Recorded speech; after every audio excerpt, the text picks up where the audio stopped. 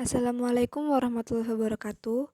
Perkenalkan, nama saya Farah Dila, saya dari kelas 11 IPA 5. Pada kesempatan kali ini, saya akan menjelaskan tentang mekanisme kerja otot pada tubuh manusia.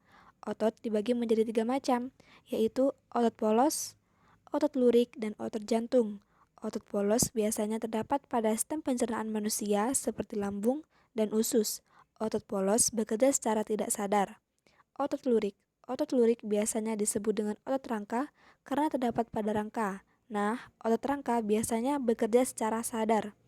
Dan yang ketiga yaitu otot jantung terdapat hanya di jantung dan bekerja secara tidak sadar. Berikut merupakan tahapan-tahapan mekanisme kerja otot. Saat otot bekerja harus melalui tahapan-tahapan. Berikut ini merupakan tahapan dari mekanisme kerja otot. Tahapan pertama, yaitu yang terjadi adalah impuls syaraf tiba di neuron muskular junction dan mengakibatkan pembebasan asetilkolin. Munculnya asetilkolin ini memicu depolarisasi yang kemudian menyebabkan pembebasan ion Ca2 dan retikulum sarkoplasma. Tahap yang kedua yaitu terjadinya peningkatan jumlah Ca2 sehingga menyebabkan ion ini terikat pada troponin dan mengakibatkan perubahan struktur pada troponin. Tahapan yang ketiga yaitu perombakan ATP yang akan membebaskan energi yang akan menyebabkan miosin mampu menarik aktin ke dalam dan juga melakukan pemendekan otot. Hal ini terjadi di sepanjang miofibril pada sel otot. Selanjutnya, miosin akan terlepas dari aktin dan jembatan aktomiosin akan terputus ketika molekul ATP terikat di kepala miosin. Setelah ATP terurai, kepala miosin dapat bertemu lagi dengan aktin di tropomosin. Terakhir, proses kontraksi otot ini dapat berlangsung selama tersedianya ATP dan ion Ca2 pada saat impuls terhenti. Ion Ca2 akan kembali ke retikulum sitoplasma. Otot. Otot dapat bergerak secara kontraksi dan relaksasi.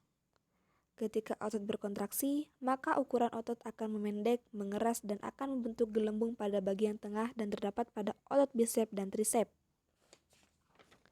Kebalikan dari kontraksi otot yaitu relaksasi otot, maka otot akan kembali ke posisi awal pada otot bisep. Berdasarkan cara geraknya, otot dibagikan menjadi dua yaitu gerak sinergis dan gerak antagonis. Gerak sinergis merupakan gerak kerja dua otot dengan arah yang sama. Contohnya, gerak otot pronator teres dan pronator quadratus bekerja sama untuk menghasilkan gerakan supinasi dan pronasi.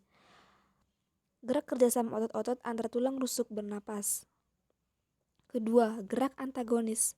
Gerak antagonis merupakan kerja otot yang saling berlawanan. Contohnya, gerakan otot bisep dan trisep saat meluruskan dan membengkokkan tangan. Berikut adalah contoh gerak antagonis. Contohnya, gerakan depreson menganggukkan kepala, gerakan elevator membengkokkan kepala. Gerak berikutnya itu gerak antagonis ekstensor dan fleksor. Gerakan ekstensor meluruskan kaki, gerakan fleksor membengkokkan kaki. Gerak berikutnya itu gerak abduksi menjauhi badan, gerak adduksi mendekati badan. Gerak selanjutnya itu gerak supinator, menengadahkan tangan, gerak pronator menelungkupkan tangan. Gerak yang terakhir yaitu gerakan inversi, gerak memiringkan telapak kaki ke dalam tubuh, gerakan eversi, gerakan memiringkan telapak kaki ke arah luar. Nah teman-teman, sekian yang dapat saya sampaikan mengenai mekanisme kerja otot pada manusia beserta cara geraknya.